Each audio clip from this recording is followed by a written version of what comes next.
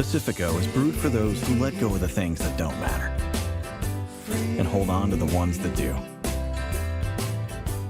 That's living life anchors up. This is Fiery Cross Island. It's a little more than 1 square mile in size, and it's home to a Chinese military base. There's a 10,000-foot airstrip, an advanced radar station, a missile defense system, and about 200 troops. But the strangest thing about Fiery Cross Island is that 2 years ago, it didn't exist. And neither did the 6 other Chinese military bases that have been built on man-made islands in the South China Sea. If you look at this satellite image from 2014, you can see huge Chinese ships collecting around remote reefs in the Spratly Islands, an archipelago in the South China Sea. In this image, these ships are rapidly pumping sand and rock up onto the reef. They're building islands. And less than a year later, the Chinese had seaports, air bases, and buildings on their new island, and the world had taken notice. We continue our look this morning at what China does not want you to see. The superpower is reclaiming land in 7 spots in the South China Sea, adding on average more than 3.5 acres every day. See, with these islands, China's trying to lay claim to one of the most important areas of ocean in the world, the South China Sea. The South China Sea is incredibly rich in natural resources. 11 billion barrels of oil, 190 trillion cubic feet of natural gas, and 10% of the world's fisheries. Most importantly though, 30% of the world's shipping trade flows through here, to the booming population centers and economic markets of Southeast Asia. It's an extremely important body of water, and right now 5 countries lay claim to some part of it. Now, most countries base their claim off the UN Law of the Seas, which says a country's territorial waters extend 200 miles off their shore, an area called the Exclusive Economic Zone, or EEZ. Countries have exclusive rights to all the resources and trade in their EEZ. It's their sovereign territory. So for example, any oil that's found within 200 miles off the coast of Vietnam belongs exclusively to Vietnam. But any area that isn't in an EEZ is regarded as international waters, and it falls under UN maritime law, which means everybody shares it. Now, every country in the South China Sea region uses this 200-mile EEZ threshold to determine its claims. All except China. China argues they have a historical claim to the South China Sea, dating back to naval expeditions in the 15th century. And they mark it using a really confusing border called the 9-dash line. Following World War II, Japan, who had dominated the entire region, lost all control of its surrounding seas. China used the moment to claim the South China Sea by drawing this imprecise line on the map that encompassed 90% of the South China Sea. It became known as the 9-dash line. And when the UN established the 200-mile EEZ in 1973, China stuck to its own line, refusing to clarify its boundaries and ignoring claims by other countries. Now that brings us to the Spratly Islands. It's a remote, barely inhabited cluster of islands currently claimed by China, Vietnam, the Philippines, and Malaysia. The Spratlys are both geographically and symbolically at the heart of the South China Sea. That's because any country that can claim the Spratly Islands can extend their EEZs to include them, and gain exclusive rights to the surrounding territory. But it's really hard to legitimately claim uninhabited piles of sand, so a few nations have built small buildings and ports on their claimed islands, and even stuck a few people there. But China believes all of the Spratly Islands belong to them, which brings us back to why they're building islands there. Installing military bases on these new artificial islands took the dispute to a whole new level, showing how China is potentially willing to defend its claims with force. Now, this is about when the United States took notice. While the US has no claim in the South China Sea, it is the world's lone superpower and uses its massive navy to defend international waters. But China sees the US presence in the area as an encroachment in their backyard. When a US destroyer ship sailed just 12 miles off the shore of one of China's man-made islands in the Spratlys, China sent out their own destroyer and a patrol boat as a warning. China's building these islands in order to increase control around the surrounding waters, using a strategy that they've deemed the cabbage strategy, where they surround a contested island with as many ships as possible. In May of 2013, China sent several ships to Ayungin Shoal, which is just 105 nautical miles off the coast of the Philippines, well within that 200-mile EEZ. The Philippines has 8 soldiers stationed there. Like wrapping leaves around a cabbage, the Chinese sealed off the Philippines' access to Ayungin Shoal with fishing boats, surveillance ships, and Navy destroyers, creating a blockade so that the Filipinos can't receive shipments of food and supplies. By building their own man-made islands, China is essentially building naval bases. The more islands they have, the more ships they can support, and the more territory they can slowly take control of. And the Chinese cautiously use the cabbage strategy in the Spratly Islands, taking over contested territory, but in small steps, avoiding the possibility of igniting a bigger conflict. But the disputes are intensifying. Countries are now actively arresting trespassers in waters that they claim. And China could go a step further. Since 2015, they've threatened to declare an air identification zone above the South China Sea, declaring that all aircraft that fly through it would need Chinese permission. Now, publicly, China insists that their intentions are not militaristic, but their actions say otherwise, and it's heightening tensions in the region. Steve Bannon, who sits on the US National Security Council and who is one of President Trump's closest advisors, is almost certain that the US will go to war in the South China Sea. We're going to war in the South China Sea. I was a sailor there, a naval officer. We're going to war in the South China Sea in 5 to 10 years, aren't we? There's no doubt about it. But for now, the disputes remain only in the legal and diplomatic realms that only occasionally break into minor clashes. In July 2016, the International Court at The Hague ruled in favor of the Philippines, who charged China with invading their rightful territory in the South China Sea. But China dismissed the ruling, and enforcement of the law doesn't seem likely, even from the US, who released a vague statement urging the two countries to clarify their claims and work together to resolve their disputes, which is another way of saying, we don't really want to deal with this. In fact, as the conflict escalates and international courts get involved, the US is stuck in a tricky position. On one hand, they do not want to risk provoking a conflict with China, but on the other, they want China to stop bullying their allies in the region. Up until now, the US has managed the situation by continuing to patrol through the South China Sea. It's also likely that the US would fly fighter jets above the sea if China actually does declare an air identification zone. These are symbolic but effective ways of keeping China in check, while not getting too involved in the details of the conflict. So far, the disputes in the South China Sea have not become violent, but countries are starting to defend their claims by increasing troop numbers, weaponizing their territory, and provoking each other. It's a complex situation that will continue to gain international attention, for better or for worse.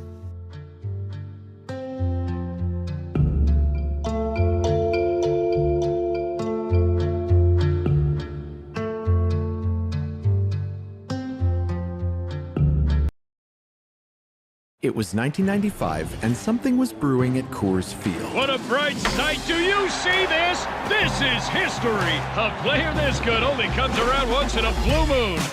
Blue Moon was born in a ballpark, brewed by the spirit of baseball.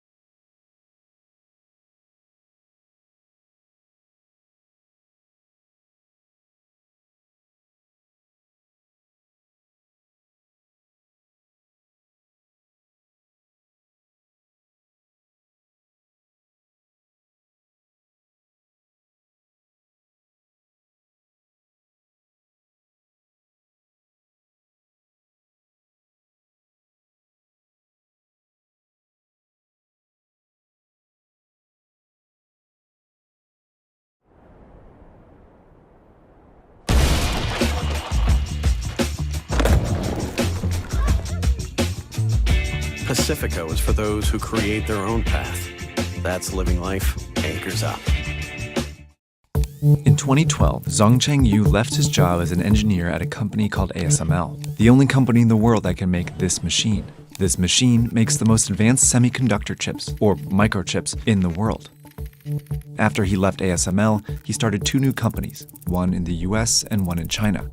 US and ASML lawyers would later allege that Yu recruited other ASML engineers to his US company, that they brought with them stolen information about ASML's machine, and that it was all backed by the Chinese government.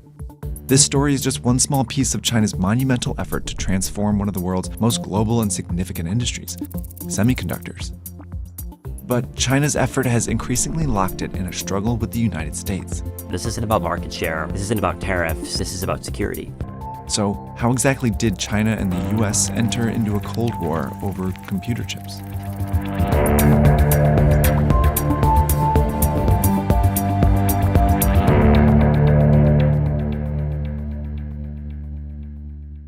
This is the first semiconductor chip, invented in the 1950s by engineers in the US.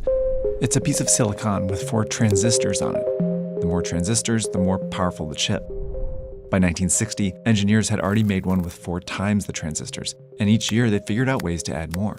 So since the early 1960s, semiconductors have improved at an exponential rate. This is Chris Miller, author of Chip War. The founder of Intel, Gordon Moore, predicted in 1965 that the computing power produced by a single chip would double every year or so, and that rate has held true roughly up to the present. The first companies dedicated to making chips were in the US, where they really just had one main customer, the US government. The first use cases were actually in guidance computers that were in NASA spacecraft as well as in a missile system. The complex guidance equipment, the system's electronic brain. Since chip companies were making better and better chips each year, the US government believed a deep partnership with them would ensure that it always had access to the most advanced ones. The US government has believed that computing has been a core determinant of nations' power on the world stage. If you think about the ways that computing has been used to crack codes in World War II or to track Soviet submarines during the Cold War, I think that judgment is correct. At first, these chip companies handled the entire supply chain. They designed the chips, manufactured them, and assembled them into a package for installation into a product, all within the US. But by the late 1960s, they realized they could make a lot more money designing chips for civilian products, like corporate computers. They just had to make a lot more of them, and a lot less expensively. So many chip companies moved their manufacturing and assembly to factories in Japan, Taiwan, South Korea, and Hong Kong, where labor was cheaper, and the US government encouraged them. All these countries were US allies or partners, and this was a way to support their economies and deepen ties. At the same time, it banned these chip companies from sharing technology with its rivals, the Soviet Union and China. It was a way to keep them years behind the US as chips advanced. Because of Moore's law, advanced chips are substantially better than previous generations. If you're 5 years behind or 10 years behind, you're actually quite far behind the cutting edge. But it wasn't long before these allied governments began investing in their own chip companies. In the 1970s and 80s, Toshiba in Japan and Samsung in South Korea began designing and manufacturing chips that rivaled the Americans. And in the 1990s, a Taiwanese company, TSMC, got so good at manufacturing chips that many companies in the US stopped doing it.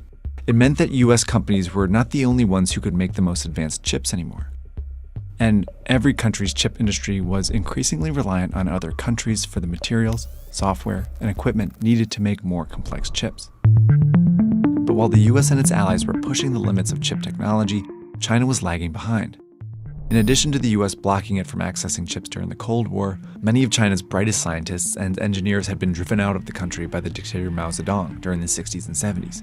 But over the next few decades, new Chinese leaders pushed to catch up. By the 1990s, the Cold War was over. The US had become friendlier with China, and it had lifted most of its export controls. And so China enticed many chip companies to move their assembly operations to China. And by the 2000s, China dominated this end of the supply chain. But China was importing more and more chips to feed its assembly industry, and it put them in a tricky position.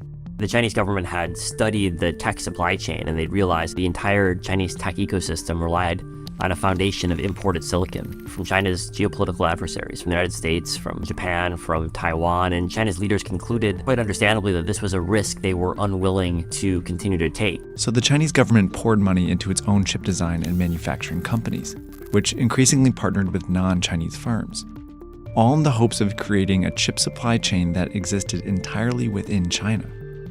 Soon, China could design, manufacture, and assemble some older generations of chips mostly on its own. But it was still years away from making the most cutting-edge chips. It's September 6, 1995. We're at Camden Yards, and the Orioles are playing the California Angels. But us, this crowd, the president, we aren't here for the final score. When the Orioles get one more out and end the 5th inning, this game becomes official. This is one of those chips. It's got around 114 billion transistors on it. Remember, in 1960, chips had 4. Computing capabilities of the future, just like the computing capabilities of the past, will be deployed to military uses. The problem is only a few companies in the world are involved in making them, and none are in China. To start, only 3 American companies make the software needed to design advanced chips. Then, turning those designs into real chips requires a machine that's only made by one company, ASML. But this machine requires equipment that's only made in the US. Finally, only companies in Taiwan and South Korea can put it all together and manufacture the most advanced processor chips. These companies are choke points in the supply chain, and China was totally reliant on them for advanced chips. In 2019, police in the US went to arrest Zhong Chengyu, but they couldn't find him. Until he appeared later in China as the CEO of his company that successfully made software like ASML's. Thanks to help from the Chinese government, his company was flourishing. And his story was just one of several instances of IP theft in the chip industry. The Chinese government has been, at the very least, passively supportive, but in some cases actively supportive of IP theft, because the Chinese government realizes that its companies are in a position of relative weakness. In order to eventually decrease its reliance on this foreign supply chain, China was identifying choke points like ASML and copying them. But the plan backfired. And this has really angered US government and other governments and caused them to take China's subsidies as a more security-focused issue rather than just an economic issue. This was happening at the same time that the relationship between the US and China was becoming less cordial and more competitive. China's market distortions and the way they deal cannot be tolerated. A tremendous intellectual property theft situation. Game on here, a trade war between the United States and China. Trump says he plans to impose a 10% tariff increase on China. If they don't want to trade with us anymore, that would be fine with me. In 2018, the Trump administration banned US companies from selling components to ZTE, a Chinese tech company. Then in 2019, it banned US companies from doing business with China's biggest tech company, Huawei, and its affiliates. These bans nearly bankrupted ZTE and dealt a significant blow to Huawei. In 2022, the next US president, Joe Biden, targeted China's chip industry more broadly. First, it banned all US companies from selling advanced chips to China. But it also blocked Chinese design companies from using US-made design software and US-made manufacturing equipment. Plus, it banned global companies who use US semiconductor technology from selling advanced chips to China as well. The US was exploiting these choke points to stop China's chip industry in its tracks. These export controls represented a really clear shift away from the view that ultimately trade and tech exchanges with China were fundamentally positive-sum to a much more zero-sum view of the technological competition. Next, the US passed a law that would invest billions of dollars into its own chip manufacturing companies, and finalized a deal with Taiwan's biggest manufacturer, TSMC, to build manufacturing plants in the US, all to enable the US to keep racing ahead. China and the US have a pretty similar view of the political stakes when it comes to semiconductors. That's why the US government has made it a priority to defend the US lead. But this has also put extraordinary pressure on another conflict between the two countries. Since 1949, China has viewed Taiwan as a breakaway province and has vowed to reunite with it, even threatening invasion. The US has vowed to protect Taiwan, but Taiwan also happens to own the most important choke point in the chip supply chain. Taiwanese companies manufacture 63% of all chips and about 92% of all advanced chips. With companies that are indispensable to both the US and Chinese chip industries, Taiwan has built itself some protection. But the US export controls forced Taiwan's companies to make a choice: defy the US and keep selling to China, or comply and cut off China from some of its chips. So far, they've signaled they'll cut off China.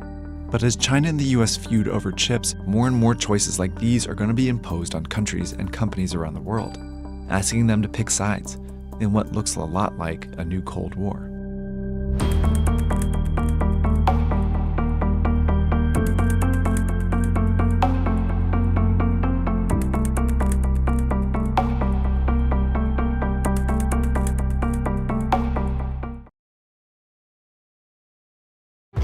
Heritage is ingrained in our skin because you can take Alfa Romeo out of Italy, but you best believe you can't take the Italy out of an Alfa Romeo.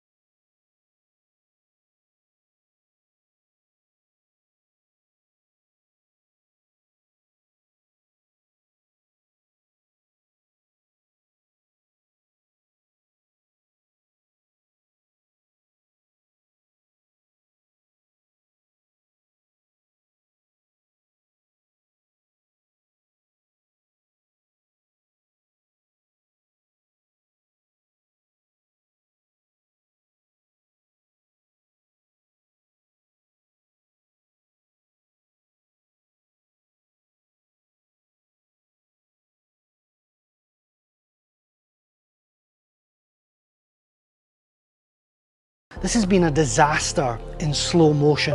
Almost everybody saw it coming.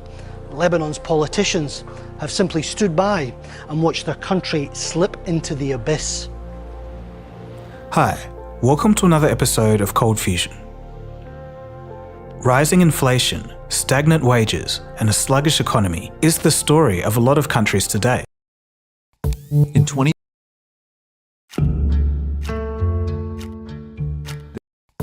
2012, Zhang Chengyu left his job as an At 12:01 a.m. on July 6, 2018, this short line was added to Chapter 99 of the Harmonized Tariff Schedule of the In 2012, Zhang Chengyu left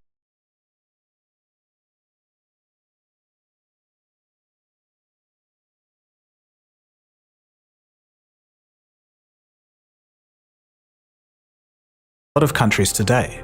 But the story of Lebanon depicts a collapse of a different magnitude. Currently, it's facing arguably the worst economic crisis the world has seen in 150 years. More than 80% of its population lives below the poverty line. Prices are spiraling out of control, and the national currency is in freefall, losing more than 97% of its value. But it's not all about economic figures and data. It's a human tragedy. Millions of people are losing everything they have. It's a sad tale of frustration, a sense of betrayal, and a pervasive exhaustion with never-ending corruption and mismanagement within its government. Families are sending children to orphanages simply because they can't afford to feed them. Citizens have resorted to robbing banks, not to get other people's money, but to get back their own. Meanwhile, the banks have smuggled over $6 billion out of the country, and the bankers themselves are buying multi-million-dollar properties in New York. What makes this so shocking is that if you go back just a couple of years, you could not predict just how deep this crisis would reach. Back then, Lebanon was doing much better than their regional peers, boasting one of the largest GDPs per capita in the Middle East. Its tourism sector thrived, and its banking system was an ironclad vault. It was called the Switzerland of the Middle East. But just a few years later, it was all decimated. So what triggered this rapid decline? And what are the consequences echoing today?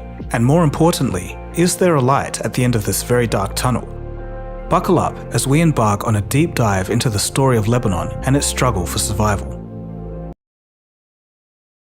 The all-new 2024 Chevy Trax. The possibilities are endless.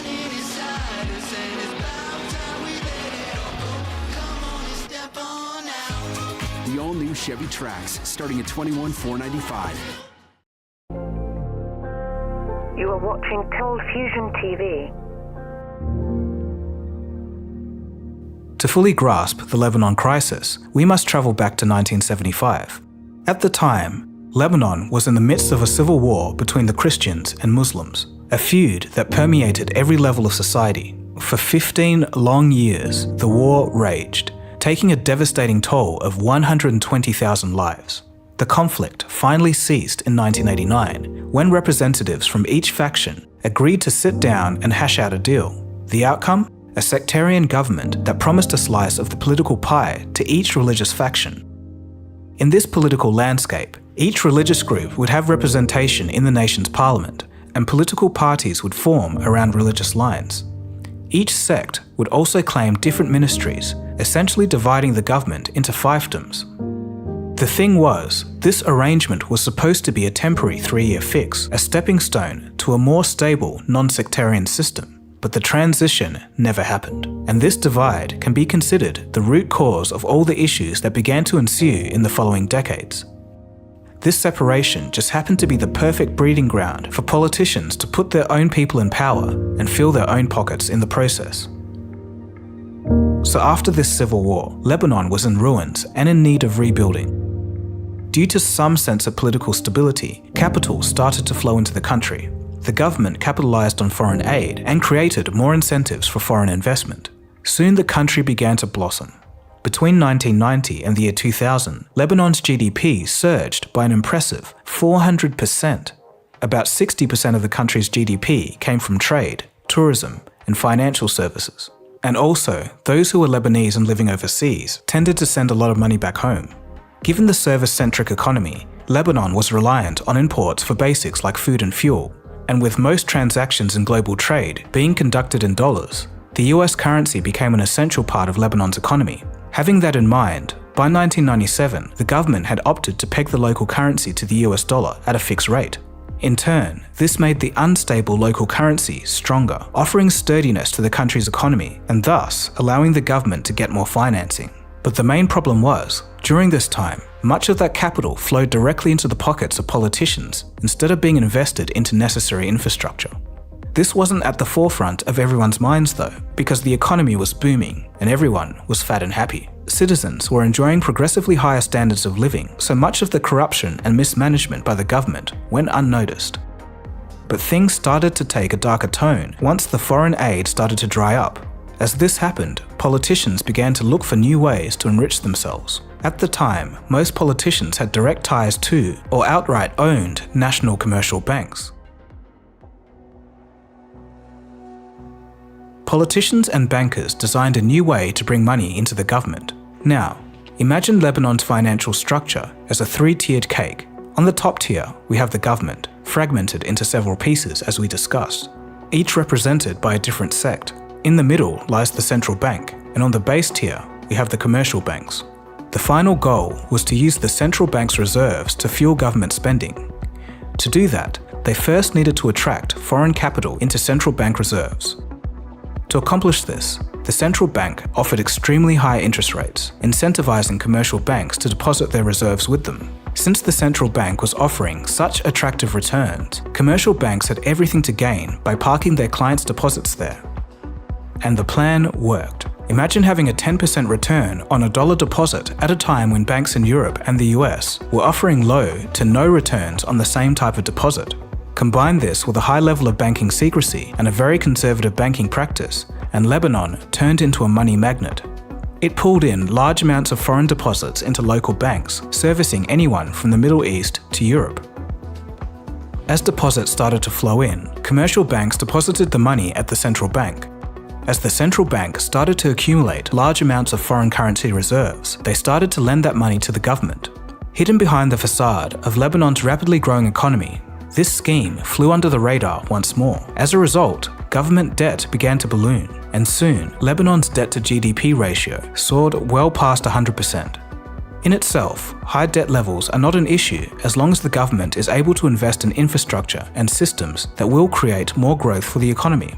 But, as we know, in Lebanon, this did not happen. A major chunk of these funds was landing in the pockets of the politicians, and this caused even the most basic of services to crumble. Constant electricity cuts and non-drinkable tap water became the norm. Hassan Hoshu has lived through wars and occupation. His currency has collapsed, his savings vanished, along with a functioning state. Without fuel or money, everything is run on shore. We take medication for a chronic disease we were told we may find in Beirut, but for double the price, and even then we still couldn't get it. We can't even find cough medicine and Panadol. A powered lamppost has become a beacon for this community. We are electricity refugees, says this woman. I can't stay at home.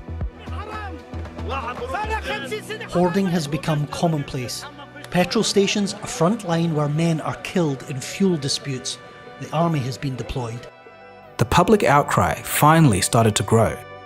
People were angry with the corruption and mismanagement because now they could see it. But the politicians merely switched places within their ministries, and the problems persisted.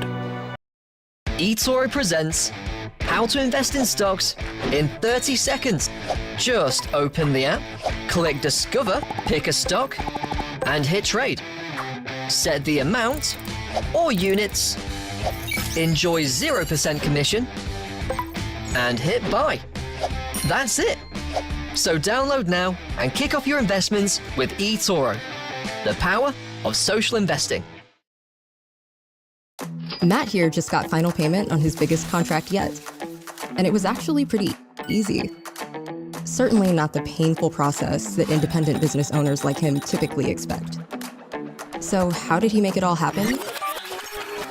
It all started here, when he decided to organize his business his way and streamline his client experience, all in one place with HoneyBook, where independent businesses seamlessly sell and deliver their expertise. HoneyBook makes it easy to design client touchpoints into cohesive and impressive reflections of your company. Start with beautiful, interactive ways to present your services, and add fully customized questionnaires. HoneyBook even lets you set your meeting availability, so scheduling with clients is always a snap. Ready to propose? Bundle up invoices and contracts into a single proposal.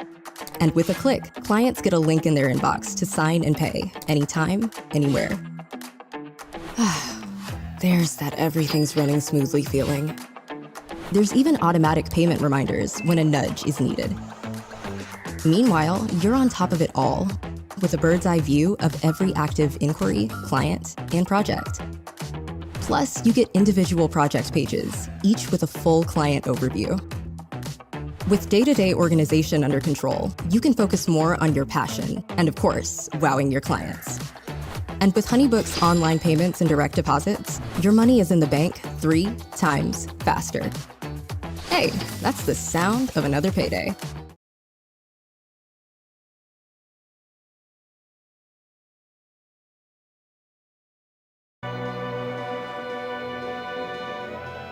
As we've seen from the US banking crisis, when there's a shaky foundation, it's only a matter of time before the perfect storm arises, threatening to topple the house of cards. But it's not a bank that we're talking about here, but an entire nation's economy. For Lebanon's situation, the first domino to fall came in 2011 when conflict sparked in neighbouring Syria. Over the next few years, Lebanon became a refuge for around 1.5 million displaced Syrians. This put significant pressure on Lebanon's already shaky social system. Remember, this is the same system that could hardly support their local population, let alone 1.5 million extra people. Meanwhile, the building tensions in the region created a vacuum of confidence for investors, and this reduced new foreign investment inflows. With funds drying up and a desperate need for dollar reserves to maintain its import-dependent economy, Lebanon found itself at a crossroads. Riding in on a white horse to save the country was Riyad Salameh, a former Merrill Lynch banker and the chairman of Lebanon's central bank. Using his expertise in financial engineering, he introduced a range of extremely complex financial mechanisms. Basically, it would offer commercial banks lavish returns as long as they could bring in new dollar deposits into the country. Interest rates on deposits started to skyrocket even further as local banks started to use any and all techniques they could to get foreign currency in. It was a quasi-Ponzi scheme. And the plan worked. Despite regional tensions, more capital once again flowed into the country, though success was short-lived, because unfortunately, this strategy was in fact more of a double-edged sword. Sure, it brought in the funds, but it also increased the liabilities for both banks and the government due to the higher interest rates. So, the financial engineering magic transformed their national debt into foreign currency debt. Debt servicing costs skyrocketed, reaching 1/3 of the country's yearly budget. Soon, foreign currency reserves started to deplete due to newfound expenses, and it soon became clear what was going on, but it was already too late. By 2017, political instability led by the Prime Minister's resignation and later the government's failure to deliver on promised reforms prompted foreign donors to pull back their investments. With no foreign investment coming in and no other means of securing the funds necessary to pay back the debt, Lebanon's only option was to take on more debt, and a debt burden quickly spiraled out of control. By 2019, the debt had reached 170% of GDP. This was the final straw, and the government was forced to default on its foreign debt. Unemployment began to rise, inflation was in the triple digits, and a once thriving nation was brought to its knees. As if the situation wasn't bad enough, a global pandemic swept through the nation, but the worst was yet to come. On August 4th, 2020, a disaster shook the country. The entire Lebanese government has stood down following last Tuesday's catastrophic explosion in Beirut. The Prime Minister said it was the result of endemic corruption, which is bigger than the state itself. Angry protests have continued at the government's handling of the crisis as the country faces economic collapse and food shortages. A warehouse in Beirut's port area exploded. The warehouse had been storing 2,700 tons of highly volatile ammonium nitrate since 2013. It was a clear risk, but government officials failed to take action for many years. The explosion, which caused hundreds of deaths and billions of dollars in damages, also destroyed the port responsible for 70% of Lebanon's imports. Of course, this increased import costs even further. Sky-high inflation wasn't coming down now. As for accountability, no one has been held responsible, and many politicians continue to act like nothing happened. The people of Lebanon were truly living through the darkest days, but sadly, in the years to follow, there would be little improvement. Of course, the people were angry and they protested, but nothing changed. Every effort hit a brick wall, and activists couldn't even agree on the root causes of the crises, what they should even prioritize, and the types of political reforms that they should advocate for. As for the government themselves, they were now out of options and desperate for funds. So, in all of their infinite wisdom, they decided to propose a new tax. Bizarrely, the government wanted a payment of 20 cents per day for the use of WhatsApp's video call feature. Obviously, this tax only affected the poorer people. Imposing a tax on communication only added fuel to the fire of discontent. The result? Mass protests. These were driven largely by disheartened youth, demanding a complete overhaul of the political system, which seemed to benefit the elite few at the expense of everyone else.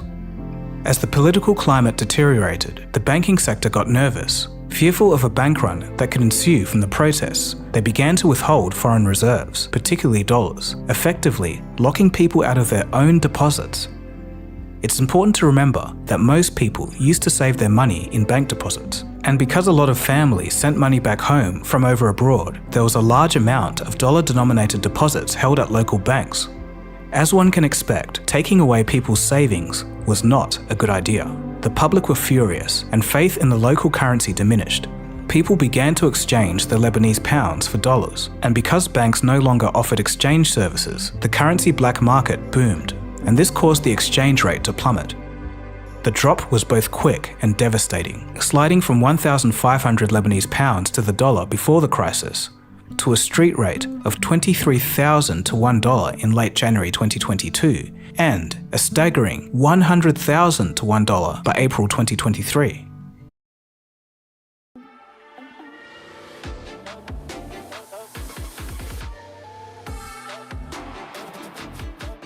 Get 2.9% APR plus $1,500 purchase allowance on the 2023 XT5 and XT6 when you finance through Cadillac Financial. The lira and the dollar have always existed side by side in Lebanon's economy. Until 2019, the exchange rate between the two currencies was stable, with $1 equal to 1,500 pounds. The exchange rate changes daily. On this morning, a dollar was worth 21,000 pounds, almost 15 times more than 2 years ago. The dollar rate keeps rising, so supplier prices are rising too. I have to continually adjust my prices. So let's look at the numbers and be prepared because they're staggering. Since 2018, Lebanon has lost more than half its GDP. By July 2022, the collapse of the currency has ushered in hyperinflation. Some products have increased in price by 10 times. By the end of 2022, inflation had reached 124%. This may not really hit home, so let me give you some real-life perspective. So someone who used to earn $900 a month is now earning less than $50. And to make things worse, the minimum wage hasn't been increased since 2017. And even this dismal pay is a blessing to some because 30% of the population is now unemployed. These shocking statistics don't fully capture the human suffering. 70% of households are struggling to make ends meet, and in more than a quarter of these households, an adult had to skip a meal due to lack of money or food resources. Parents are being forced to send their children to orphanages simply because they can't afford to feed them. Because of the shortage of foreign currency reserves, the country can't import the goods it needs, leading to significant shortages in everyday essentials. Fuel is the most significant issue. After the destruction of their main port, there are lengthy queues around gas stations where people are stuck waiting for hours. Electricity has become a fleeting luxury, now just accessible for a few hours a day. This has caused a massive crisis in hospitals, only worsened by the lack of essential medicine.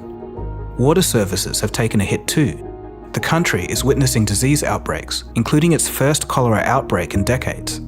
As the situation worsens, a self-perpetuating cycle emerges. For instance, public teachers went on a 3-month strike since their salaries no longer cover even basic commuting costs. Most local businesses are on the brink of bankruptcy. Electricity shortages and the population's plummeting purchasing power make it impossible for companies to operate. And of course, as people begin to get more desperate, there has to be a surge in crime. It's simply become impossible to put food on the table. Desperate citizens have resorted to robbing banks, and this is simply just to get their own money back.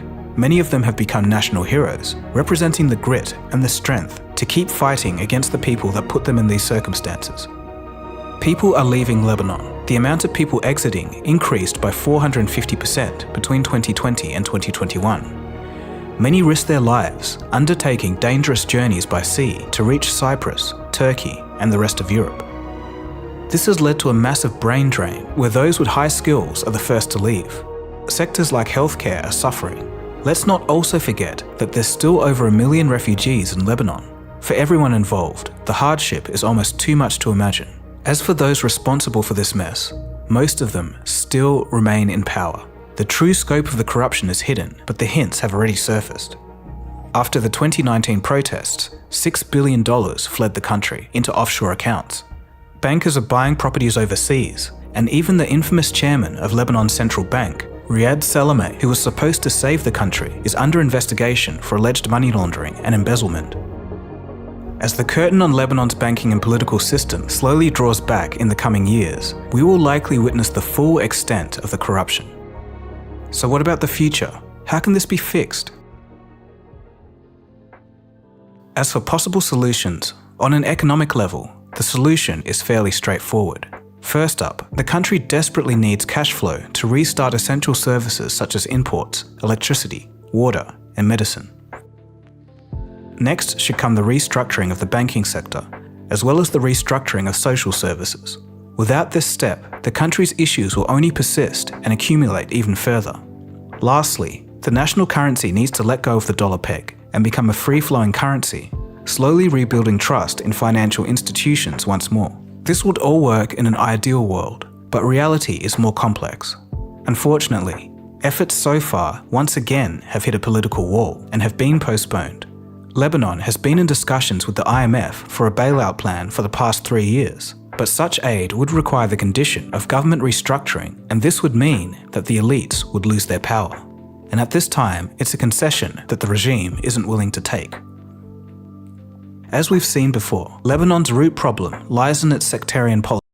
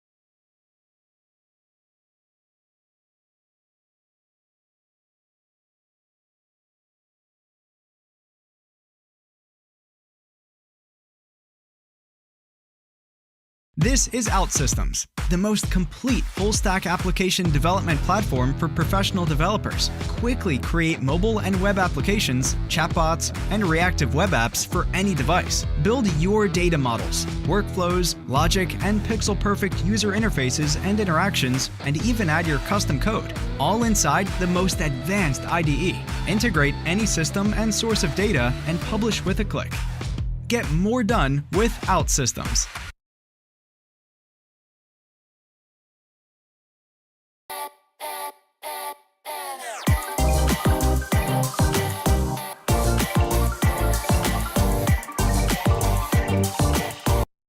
The not head of Twitter, but like head of Twitter, Elon Musk, who is, again, a free speech warrior and believes that, everything is fair game and we should say whatever we want, has decided that actually, no, there's a new word that he does not like. In fact, he's deemed a new word a slur on Twitter. That's what he's saying. And that word is cis or cisgendered. Again, which means someone whose gender identity matches their sex assigned at birth, right?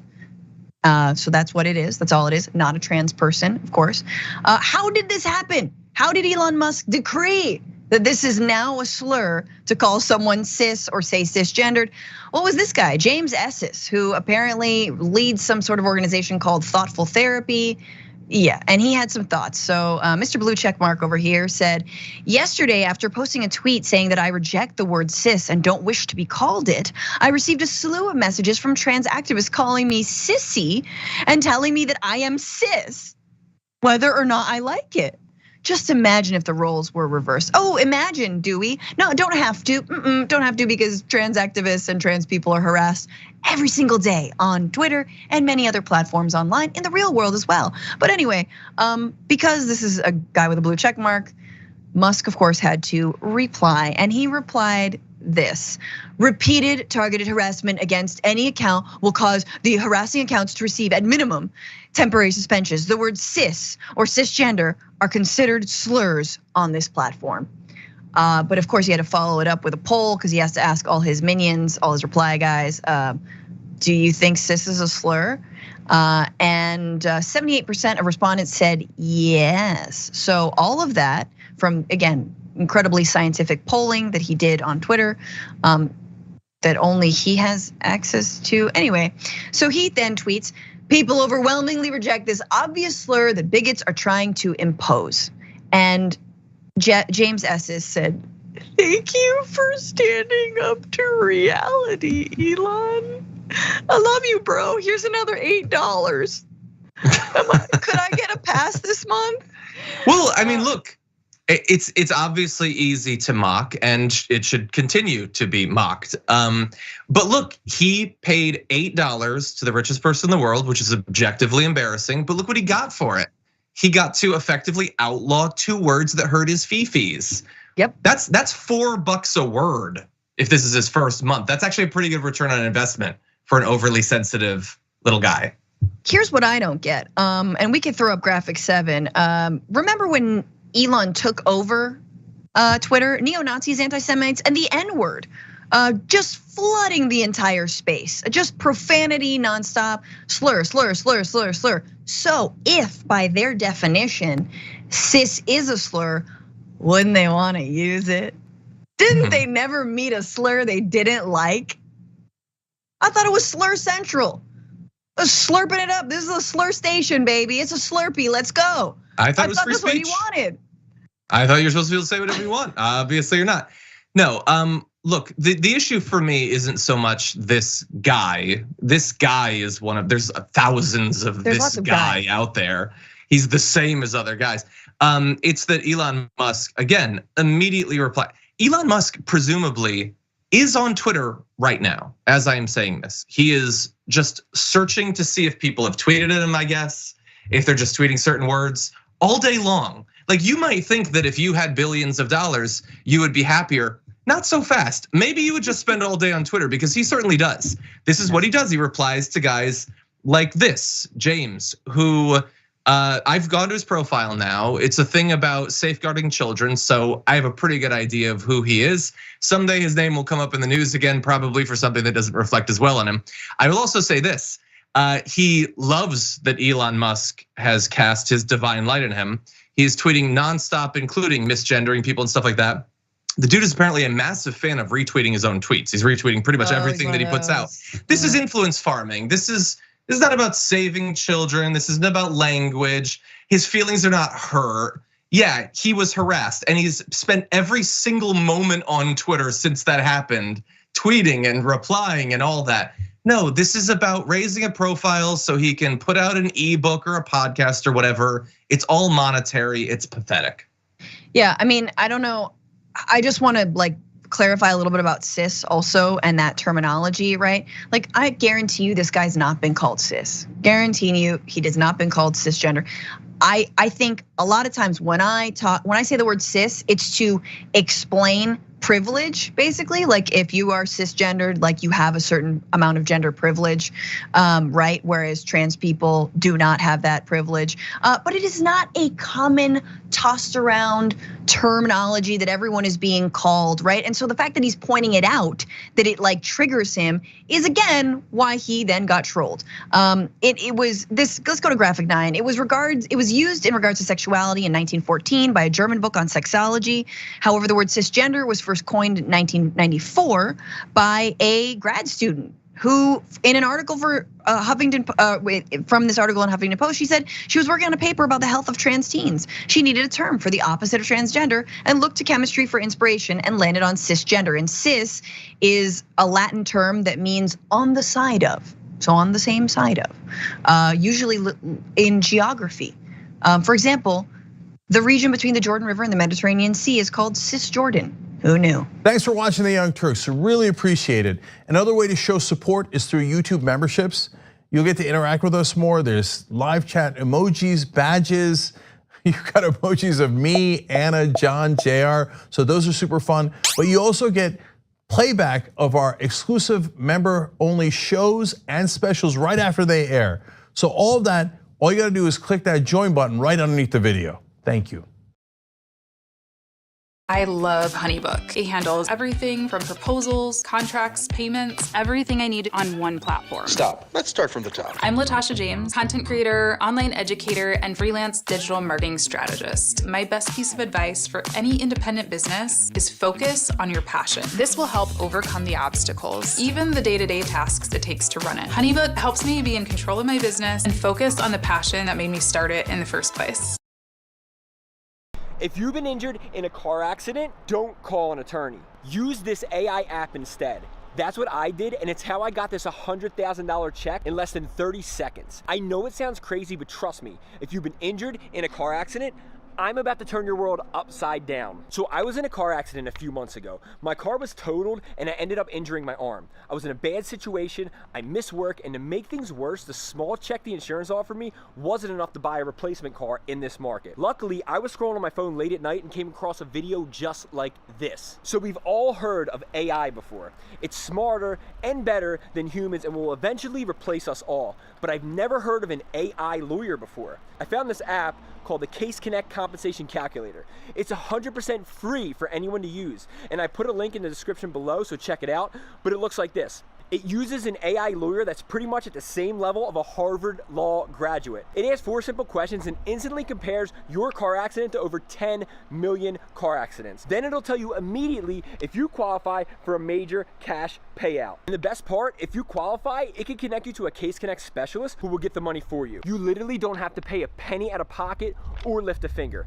That's what I did, and I'm so grateful because this check is gonna put me back on my feet and help me replace my car. AI is eventually gonna take over and who knows what will happen. But for now, this AI lawyer is like your personal law firm who works for you for free, has only your best interest in mind, and will get you paid more than any law firm could ever get you. So if you've been injured in a car accident and want a major cash payout like I got here, then use this AI attorney app ASAP. Answer 4 simple questions and see if you qualify for as much or more than I got here. Click the link I shared in the description. I hope this helps.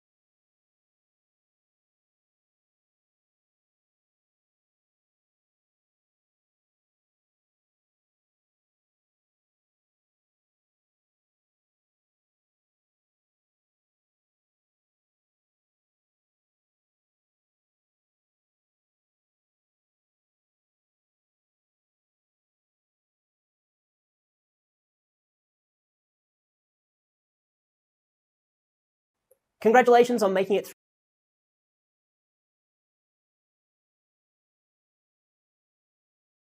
through section 2. Well done so far.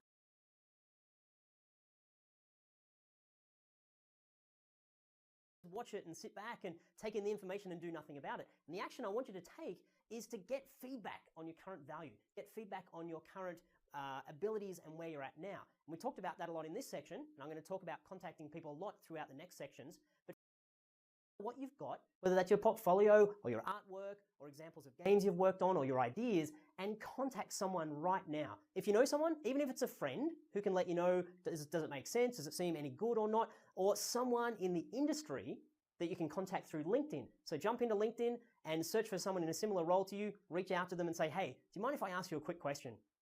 So Ben, do you have any other tips at the moment, any other requests of people, actions to take right now? Well, the primary request is just take the action Rick's asking you to take. Now, I'm not saying it's easy. I know that for some of you it's going to be very difficult to motivate yourself to do that. I honestly believe that if you do what's difficult, life will be easy. Whereas if you continuously do what's easy, life will be difficult. So make the effort. There's 3 possible outcomes from this. You get no response whatsoever. Well, that's okay. That happens all the time. You get a, this is how you need to improve response, which is the ideal, actually. It's what we're after here, is the feedback. Or, and don't count on this, but in the very best case, somebody may say, yeah, you're fine as you are. Come and have a $1 million a second job with us. But so just get your expectations right. You may be ignored, or you may get some really useful feedback. Either way, it's good. If you get ignored, you're just going to need to persist. And remember that failure can't tolerate persistence. So don't wait for the fear to go away. I know it can be difficult to put yourself out there. Please just do it anyway, and it will be worth it. And one of the things you might get feedback on is, I don't understand it doesn't look very good yet, it's not presented all that well at the moment. And that's cool, because in this next section, we're going to talk all about displaying your value. That's going to help you a lot in terms of how to connect with people and how to show them that you've got what it takes. So let's jump in straight away and start the next section. Absolutely, but that's not an excuse not to share what you've already been asked to share by Rick. Doesn't mean do the next section, polish it up even further because it's not ready yet. You need to get your feedback now, do your task, then dive in with Rick in the next section. You're not allowed to let yourself off the hook. Absolutely.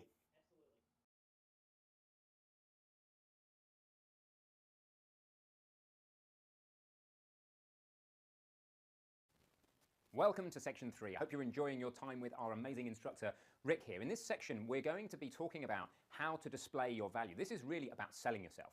Now, the skill of selling yourself is like a muscle. It needs to be built up, and you're going to need to practice this. It doesn't necessarily come naturally to everybody, but it's absolutely worth it. What we want to ensure is that people can clearly see the value that you've got. We want to avoid that nightmare scenario where somebody with less value than you comes along and sells what they've got better and jumps in front of you in the queue. So Rick is going to be explaining precisely and specifically how to do this. Rick. Yeah, and this section's all about the stuff that you really want to learn in terms of selling yourself, like how to create your resume, how to build a portfolio, what to put in a portfolio, and do programmers need portfolios, and artists need portfolios. We're going into lots of details about that. And my favorite, if you guys haven't guessed already, if you don't know Ben, my absolute favorite is LinkedIn. I love it. And in this section, we're going to talk about everything you need to know about LinkedIn so that you can stand out and so that you can brand yourself. And if you're not familiar with how to brand yourself, there's some really cool stuff coming up in this section along those lines. So absolutely dive into the section. Please do the exercises as Rick asks you to them. Don't delay it. Do it as you go. You'll build that muscle as well, that muscle of doing the exercises as you get to them. Enjoy yourself, have fun, and we'll see you at the end. See you in there.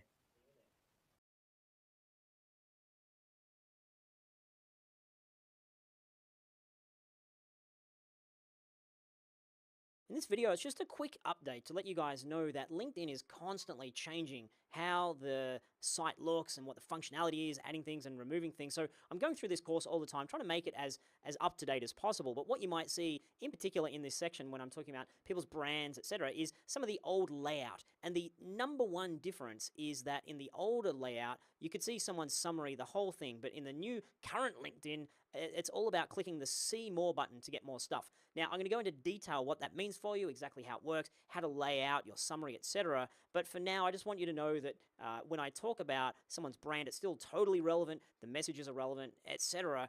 And I'll leave it in there if it's relevant information, and I'll change it if it's something that's confusing or doesn't make sense given what LinkedIn is doing right at the moment. But I promise you, coming up in a few videos' time, I'm going to go really deep into LinkedIn and show you all the new changes, the latest and greatest, and what you should be thinking about in relation to your experience and your summary and your branding, etc. So let's dive in and talk more about displaying your value.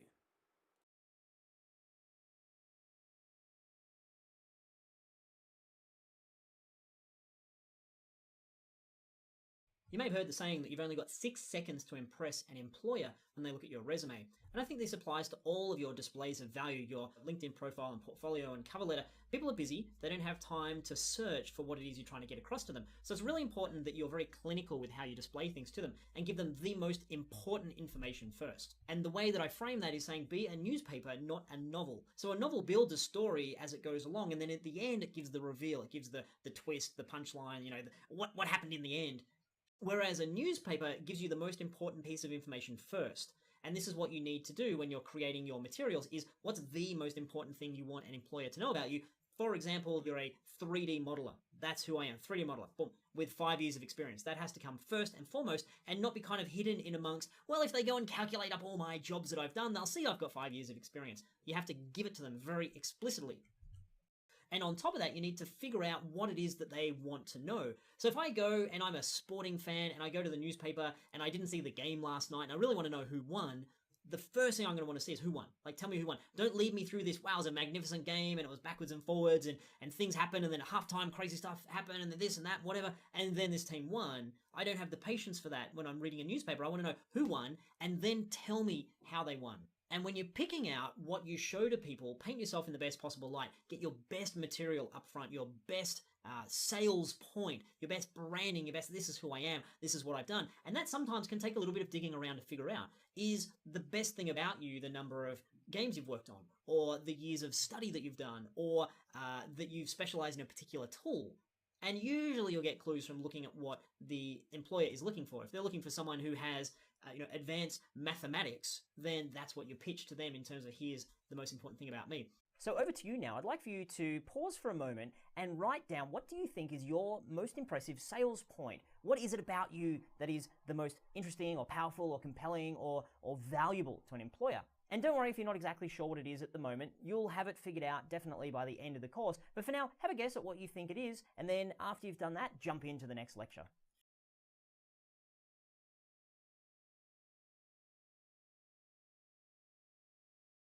People need to be able to give you a label so they understand how you could fit into their team and their organization.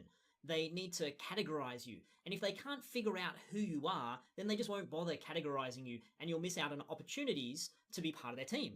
So I want you to think of yourself as having a brand. And that brand is a way of summarizing your specialization and your interest area and what role you would like to play within a team. And I want to show you a couple of examples of people who are very unclear with their brand, and then I'll show you some clearer, more precise branding. So we're going to jump over to LinkedIn, and I'm going to pick a couple of people who have connected with me just recently and have a look at them and see what it is that might be missing about their branding. First off, we have Trent and his top level branding, like the description here, where I'm looking to see what category, what species of game creator is he. He's telling me he's a student.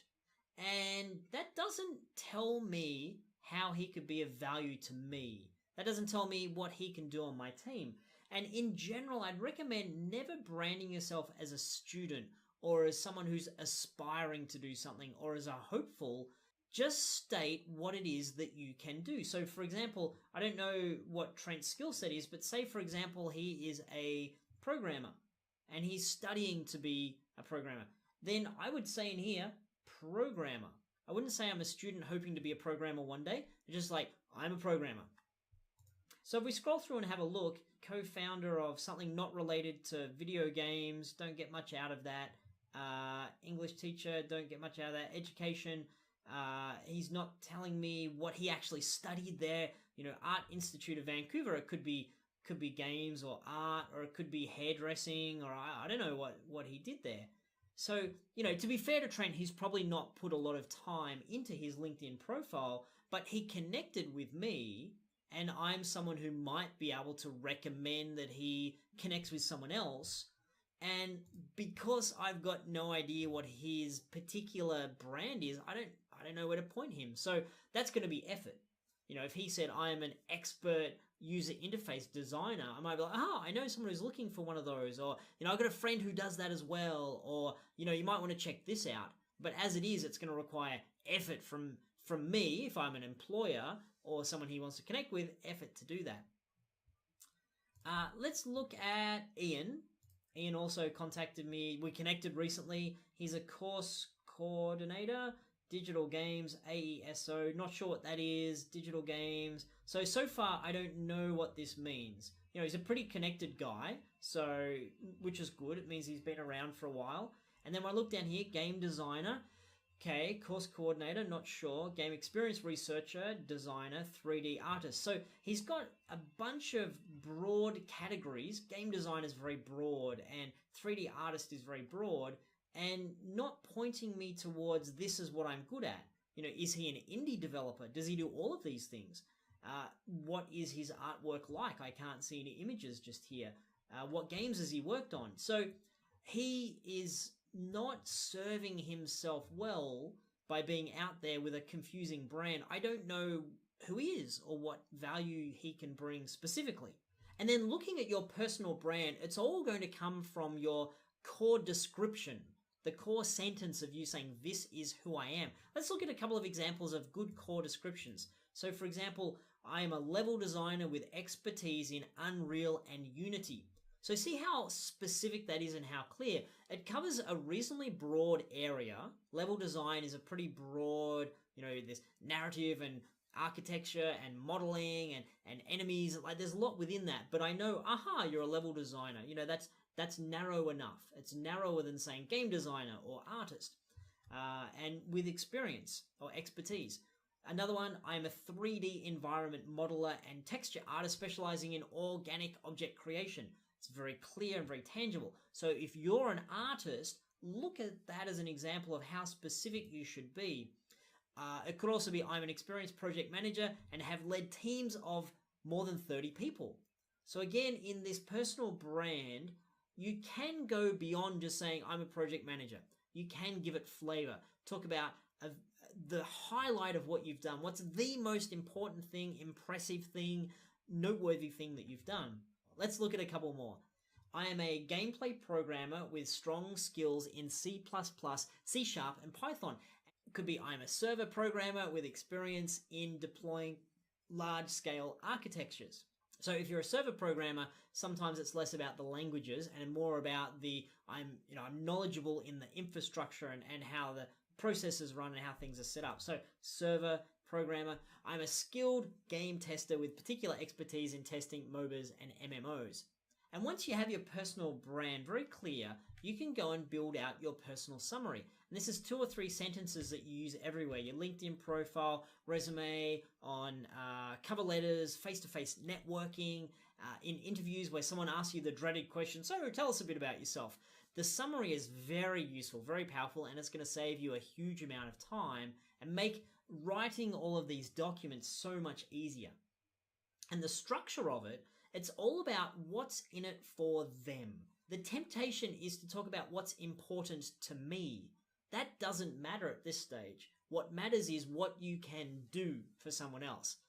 And the way to break it down, this is my specialization or expertise. For example, I'm a level designer. This is what I've done. I've created 2 first-person shooter games as a level designer. This is what I can do. I'm very strong in Unity and Unreal and 3D Studio Max. So those are the elements. You can shuffle them up a little bit. And what you want to do is put the most impressive thing at the top. So if you've shipped 3 games as a level designer, put that at the top. Remember, be a newspaper. Don't start with, I went to this school and I've completed those courses. That's less important than I've made a game. A lot of people go with chronological order. I went to school, I had this job, I had that job. When they're doing a summary, do the most powerful, important, impactful thing first. So let's look at some live examples. Again on LinkedIn, and I use LinkedIn because I've got people's LinkedIn profiles. I don't have all their resumes, but summaries, usually it's the same. The exact same summary you put in your LinkedIn profile is going to be the same summary in your resume, the exact same summary in the first paragraph of your cover letter. It's really cool the way you can do that. First up, we have Ulrika, and she is a game designer, narrative designer. Scrolling down to her summary, I am a content designer with background in production support roles in journalism, who's worked in and around games for 12 years. So in her first sentence, she has what I think is the most important point, which is 12 years. 12 years in and around games. That means she has a lot of experience. And she's highlighting in her first sentence as well that she's got some journalism and she's done production. And then she goes in to talk about a whole bunch of QA, quality assurance, quality control. She's worked on 24 titles. And you might be sitting there saying, I haven't worked on 24 titles. That's okay. This is just the example of how she can present herself in the best possible light. And then she's got a little bit of flavor here. You know, I like player-centric design. That's cool. Gives me a bit of flavor. And then also a little bit more in terms of what she likes to do. So often people won't even bother reading the, you know, I like to tell stories and bring worlds to life. They won't read that at the first pass.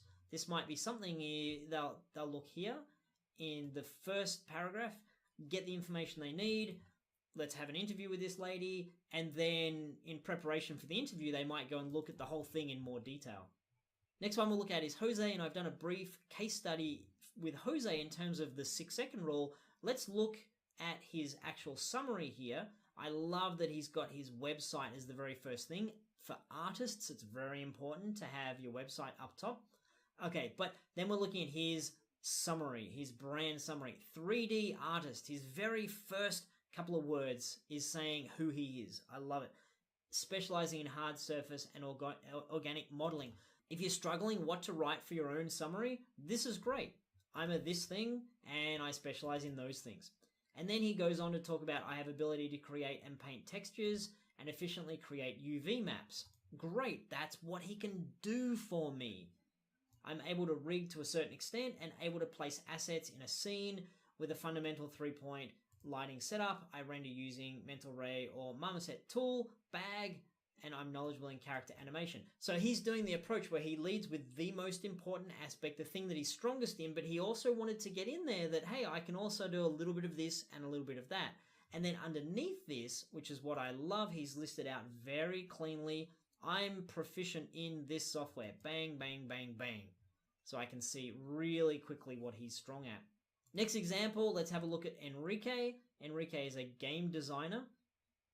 And he's got in here currently working at. People usually don't know what that means. So in your description, if it adds value, say where you're working. Otherwise, just say your core skill set and maybe what you specialize in. So up here, he could say game designer specializing in such and such. Or as we'll read in his summary, he could probably say game designer with programming background. So I'm a technical game designer / scripter with both a programming degree and a diploma in game design. So that's his strongest point, is that he's telling me I'm a one of these, and then he's saying I also happen to have a programming degree, which is very powerful and a little bit uncommon for a game designer, but very, very useful.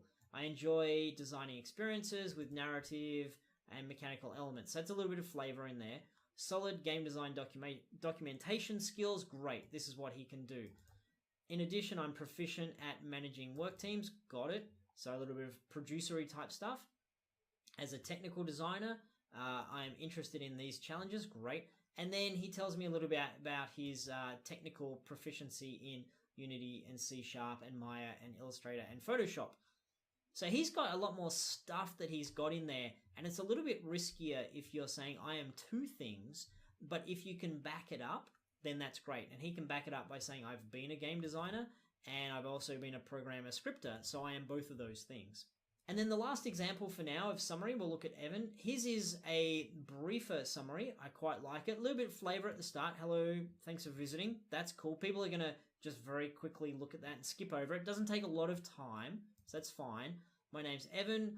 He doesn't really need that. You know, I can see from up here, okay, that's where you're Evan. So I would say don't worry about that, but it doesn't hurt it too much. Just dive straight into, I'm a game designer with 7 years experience designing and developing games. Great. And, you know, his experience is not necessarily working for companies and working for teams. He might have been doing that personally. So if you've been dabbling in art since you were 3 years old, then that's the kind of thing that you're allowed to say, if it's the most impactful thing that you've got. In addition to my design and technical skills, I can also flex my artistic muscles if needed. Okay, good to know, and that's the sort of thing that's good for a smaller team. My specialties include mechanics and system, mission, level, scripting, tuning, balancing, narrative. Okay, as a designer, he's saying, here is what I can do. So his is briefer, but very clear. He's got the key points in there, experience, and what I can do. So now's a good time for you to have a look at your own brand. Who are you? What can you do? And write your brand summary. That can be used for so many of the documents that we're going to be talking about in the upcoming videos.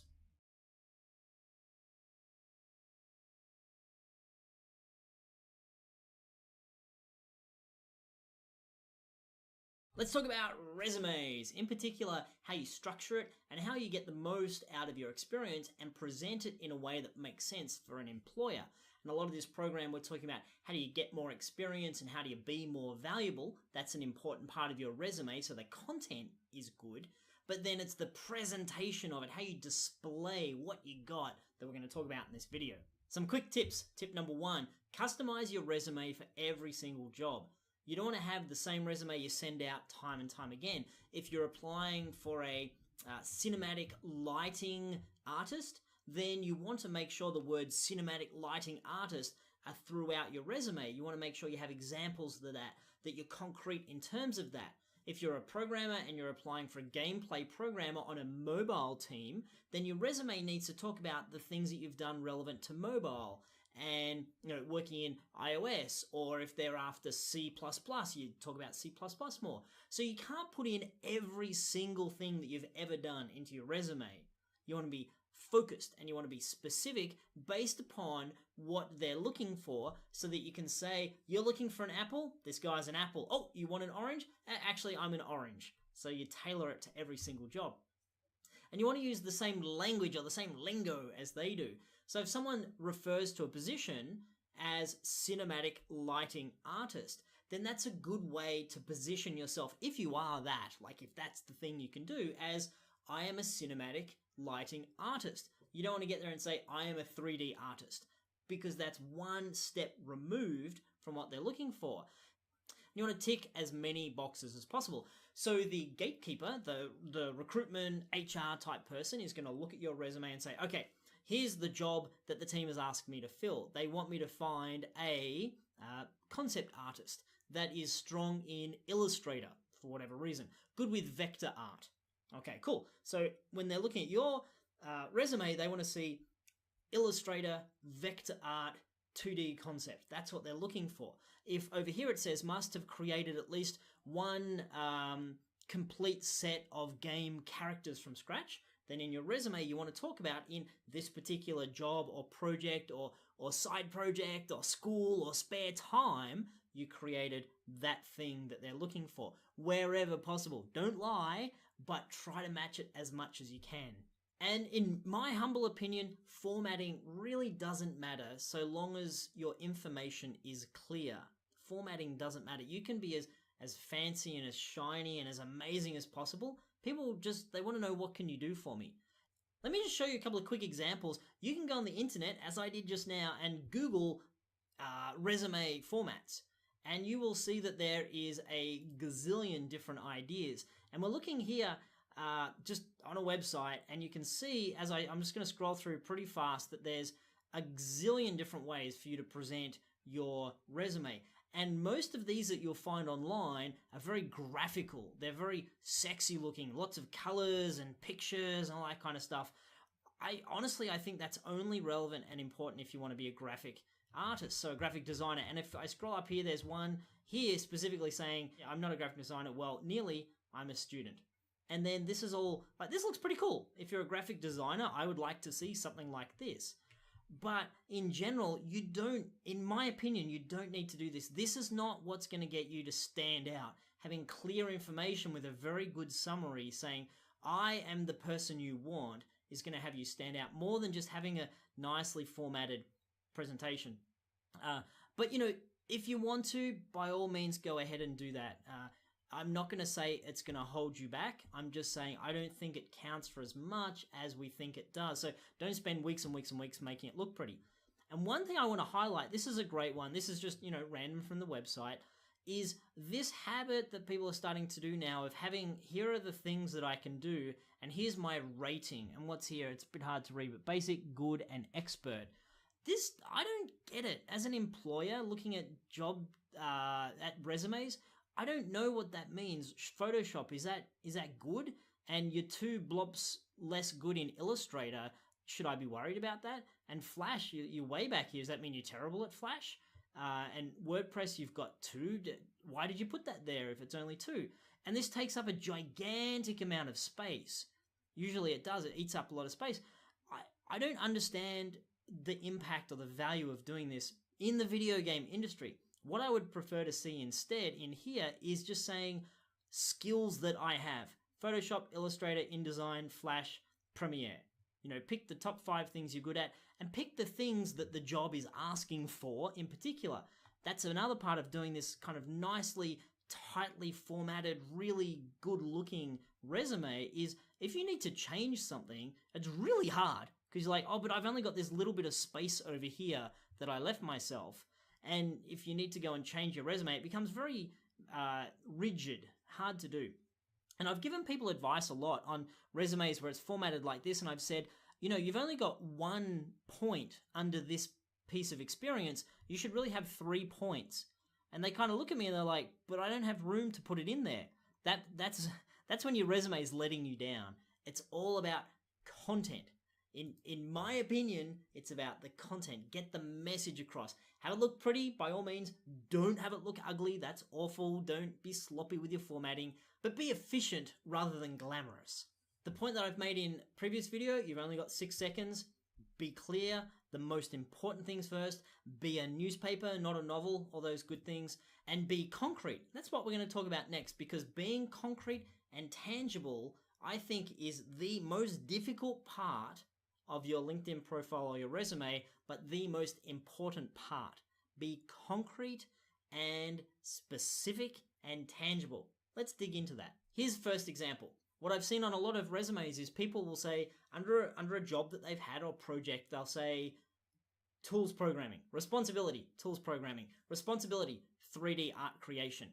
And the thing is, as an employer, I don't know what that means. I can't give you points for that. Tools programming, maybe you walked past someone and said, hey, can you make us a tool? Thanks. And then you get tools programming. Or maybe you spent a year just, really deep into code making incredible tools.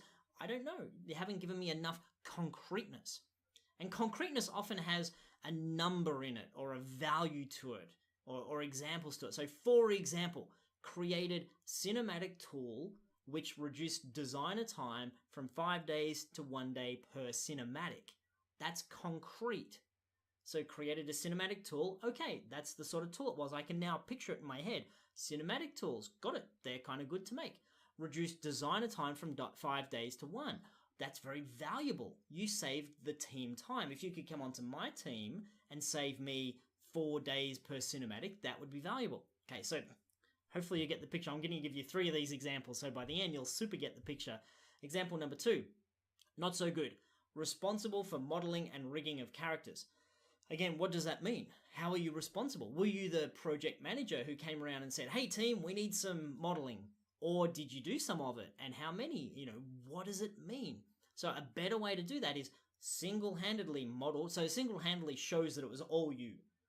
As much as possible, it's about me, me, me, me. You don't want to say we did or a team did. It's about I did this thing. Single-handedly modeled, rigged, and animated 10 characters from scratch.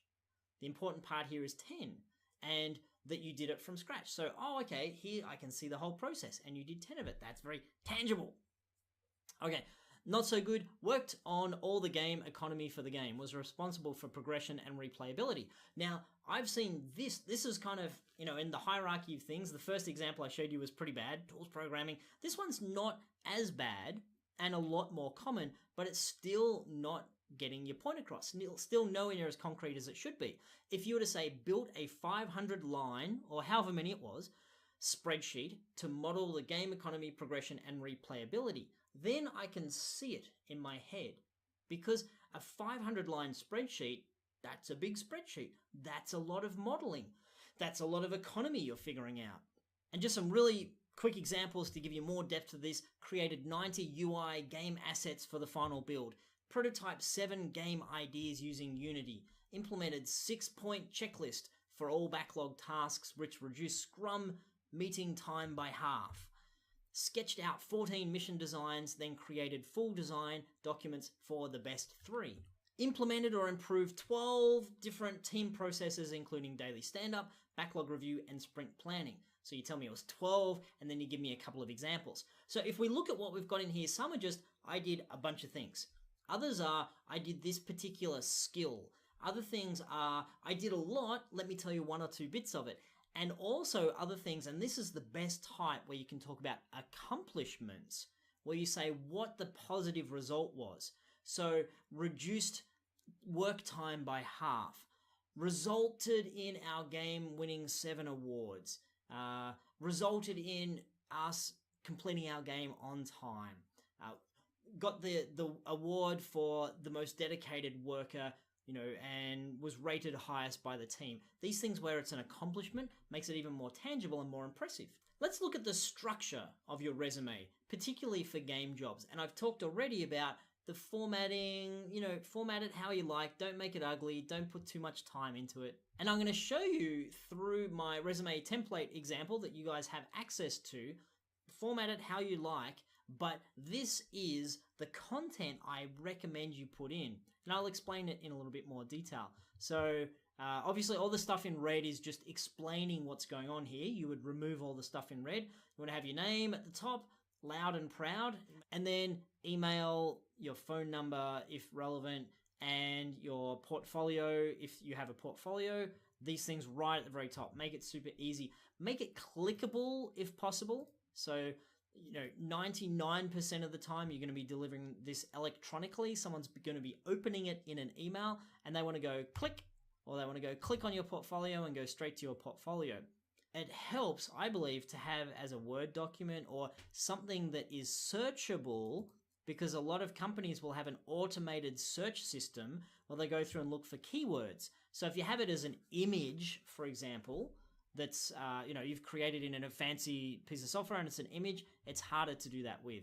Okay, let's dive in. So summary, we talked about summary in previous videos. This is where you put it right at the very top. I think 2 or 3 sentences here is totally fine. Never put an objective, a personal objective or your goal. Just employers don't care. They really don't care about what you want out of life at this point. When you're on their team, they're going to care. They're like, oh, I want to look after you. What do you want to get out of life, Rick? What are you doing with your career? But at your resume, they don't care that you want to work for a forward-thinking company where you can use your skills and blah, blah, blah, blah, blah. They don't care. They also don't care about, I've loved video games since I was 7 years old. They don't care. They just want to know, okay, I'm looking for a Unity programmer. Is that you? So in this example, skilled 3D artist specializing in character modeling and animation. I'm going to hit the keywords there if they're looking for a modeler. Expert user of Maya and Photoshop, more than 3 years working with Unreal Level Editor. If the job description says you need to be an expert in Maya and Photoshop, and you are an expert in Maya and Photoshop, then put it right in your summary. Tell them straight back to them, you're looking for this? I am one of those. Okay, so put in your summary there. Skills and abilities, I like 3 or 4 or maybe 5 bullet points in here. Doesn't have to be a lot of writing. It could just be, here is the software that I'm highly proficient with. Boom, boom, boom.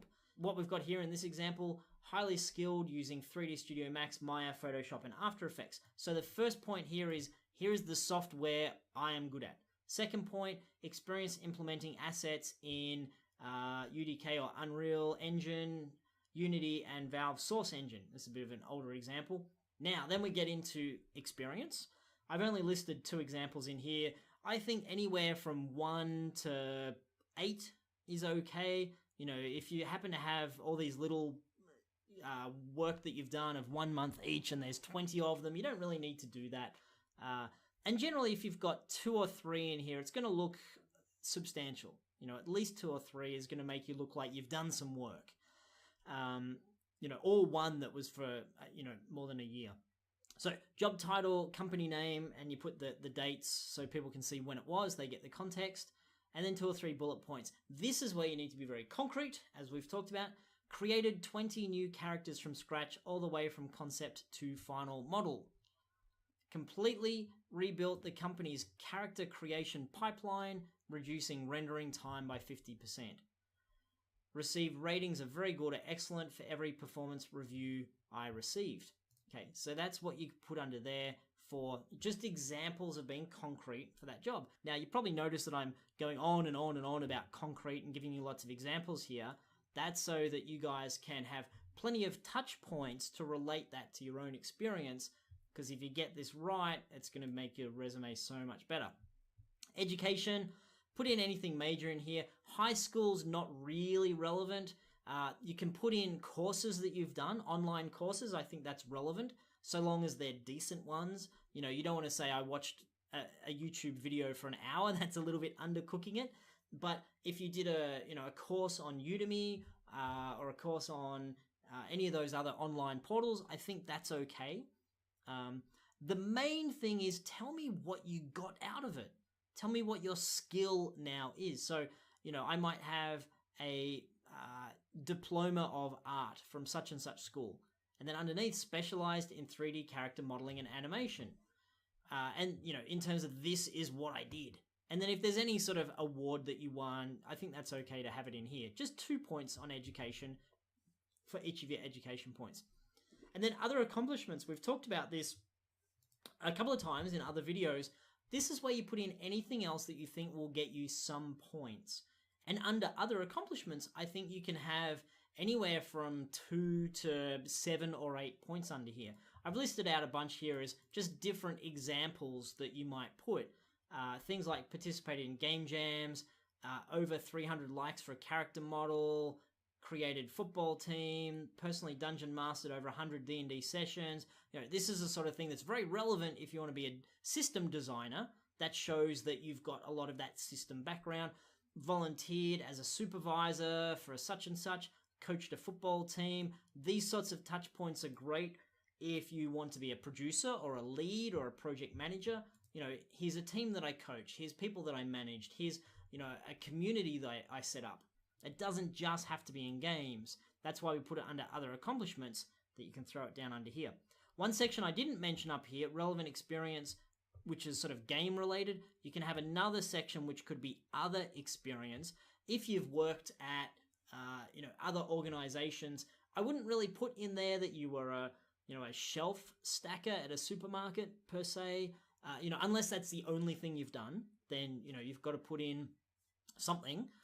But if you've worked in an office for 6 months as an intern, doing some stuff, then you've learned some things, and that's relevant because games are usually made in an office and you need to know that someone understands that environment.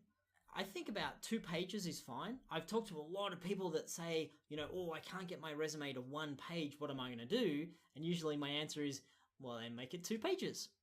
Because the whole 1 page, that's a bit of an answer and a bit cheeky, but a lot of advice is make sure your resume is 1 page. I think that's a load of baloney. Like, how can you fit, 1 page if you've done a lot of stuff? I think 2 pages is totally fine. 4 pages is too many. Like, then I think your formatting is probably too spread out, or you're putting in too many random things. Aim for 2 pages, and, if it's 1, that's totally fine as well. Okay, you guessed it, it's time to take action. I want you to stop now and update your resume. If you don't have a resume template or you'd like to update it, then grab the resume template that I've provided for you and mainly focus on having a clear brand summary. That's the 2 or 3 sentences that you've already created, as well as having concrete accomplishments for each of the areas of work or experience or projects that you've worked on. And then once you've updated your resume, jump into the next lecture.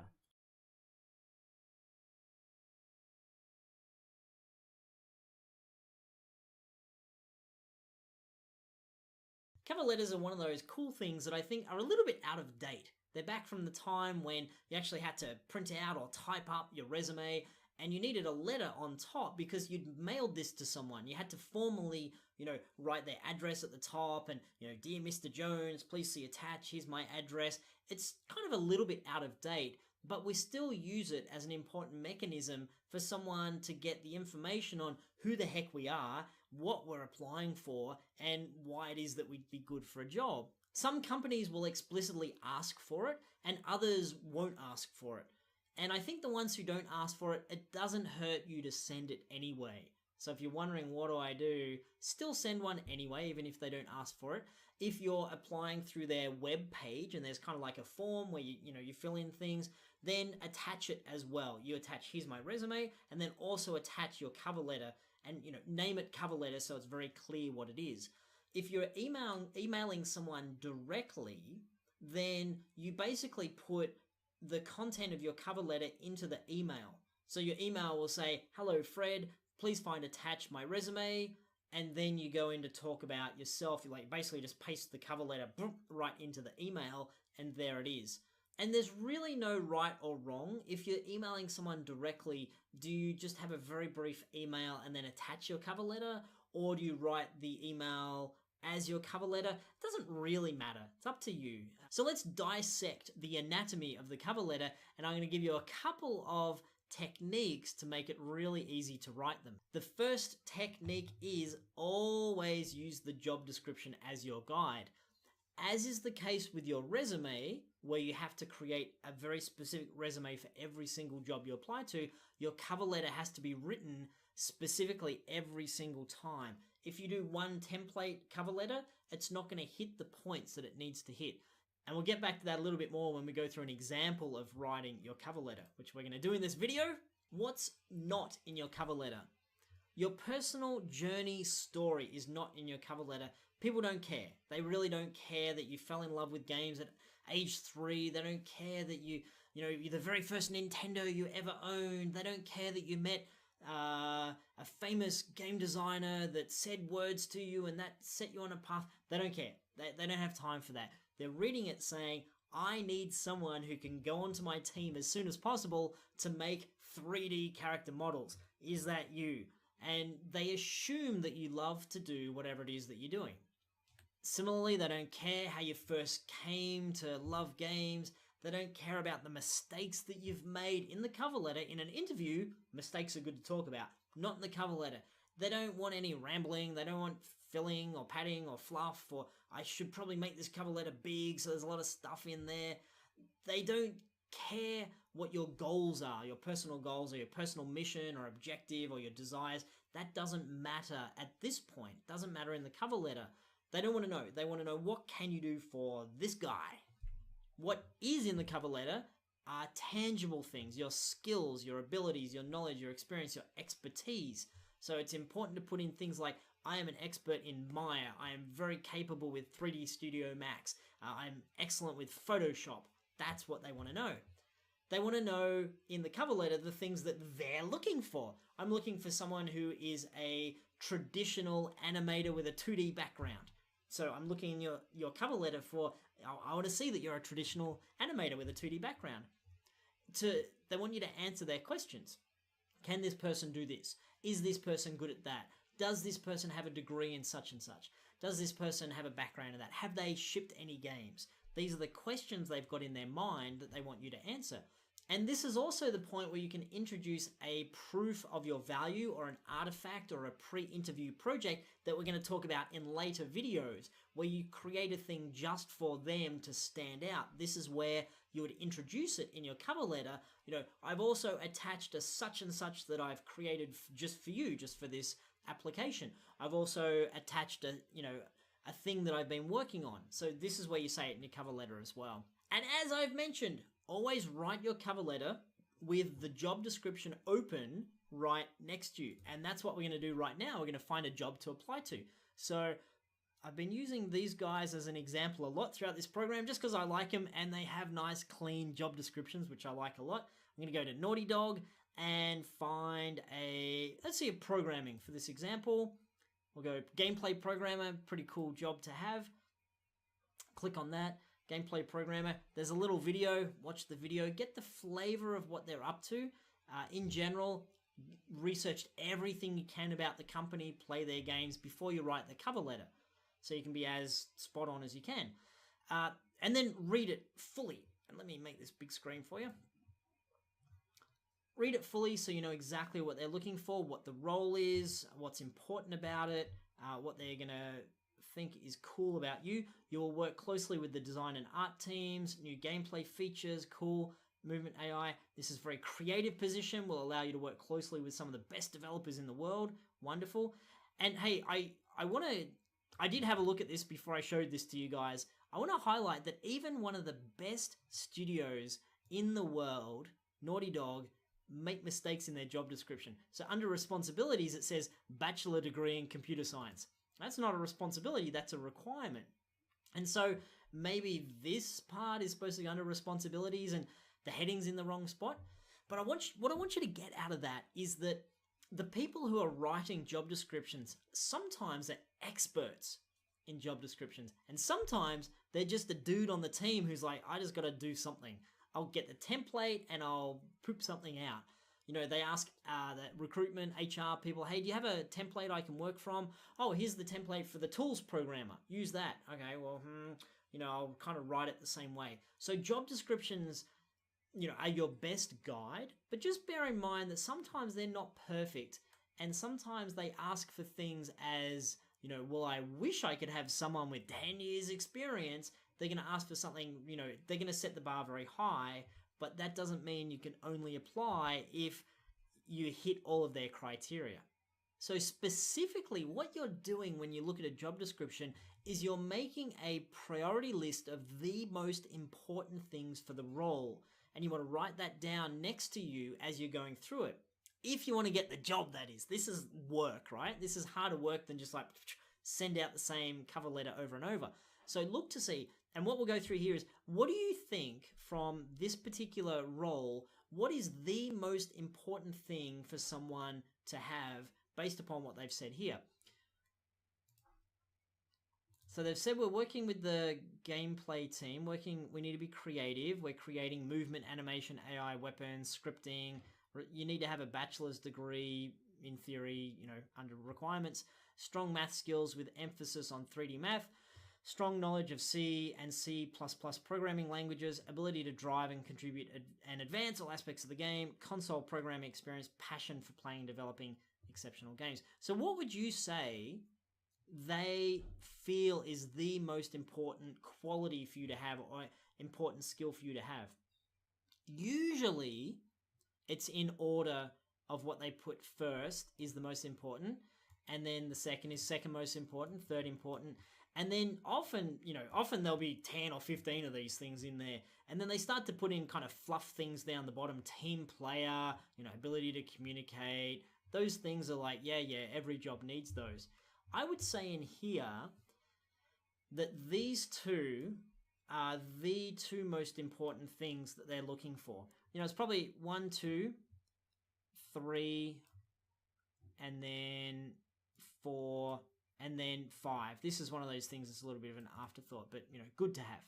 Okay, now I want you to take some action yourself. I want you to go and find a job description for a job you're interested in, and in that job description, take note of the top 4 or 5 points in terms of what's most important to the employer, and therefore what's the most important thing for you to be saying in your cover letter.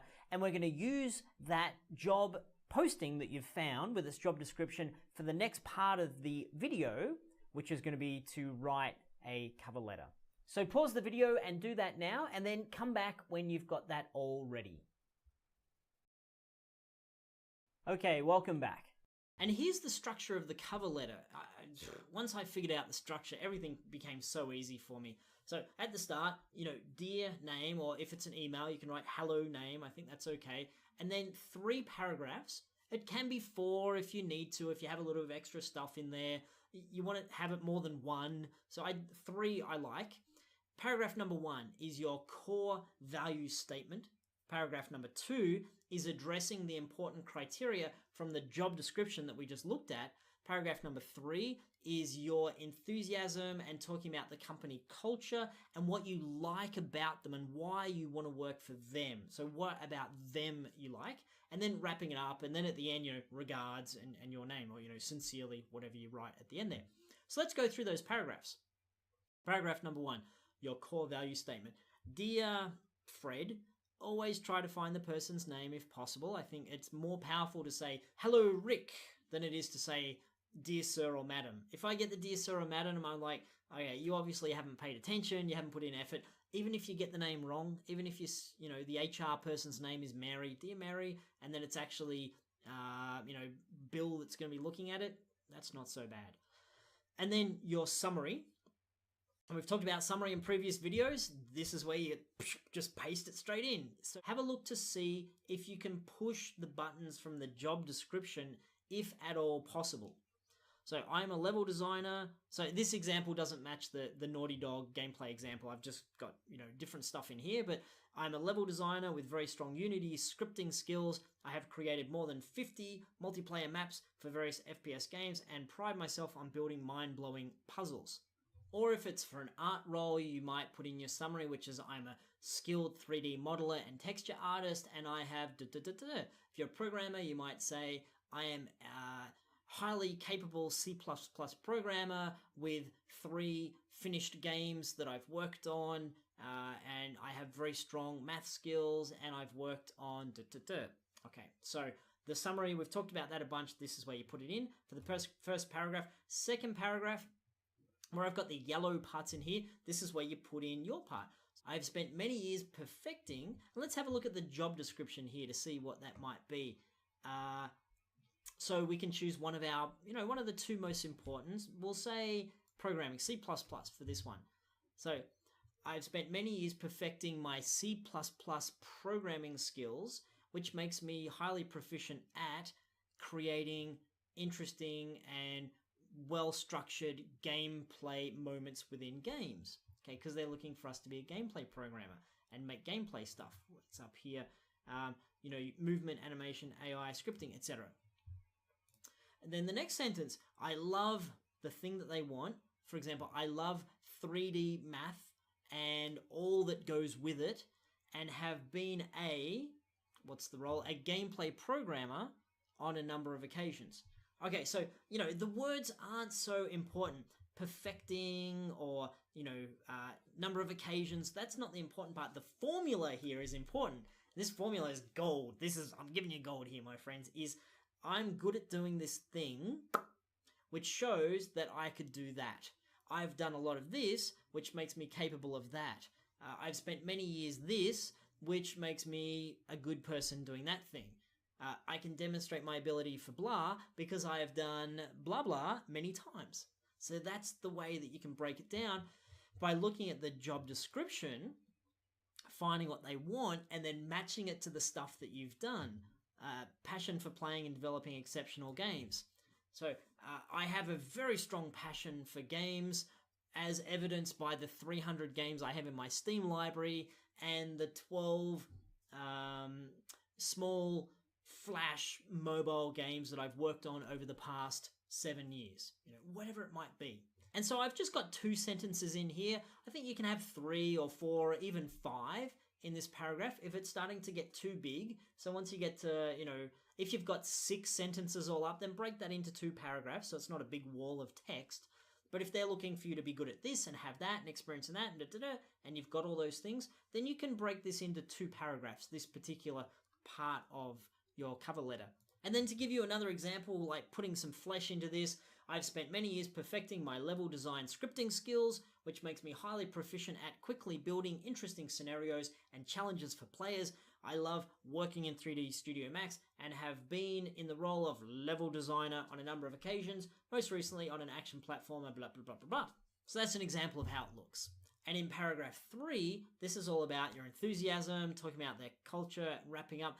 Where do I learn about the culture of Naughty Dog? Well, first of all, I go to their website and I look to see things like, read their blog, look at their media, look at the company, read the about page, because there's a good chance the people, the team that wrote this stuff about the company and the company culture are also the gatekeepers that are going to look at your cover letter. They're going to read it. So if you talk about in here, let's have a look and see if we can find an example.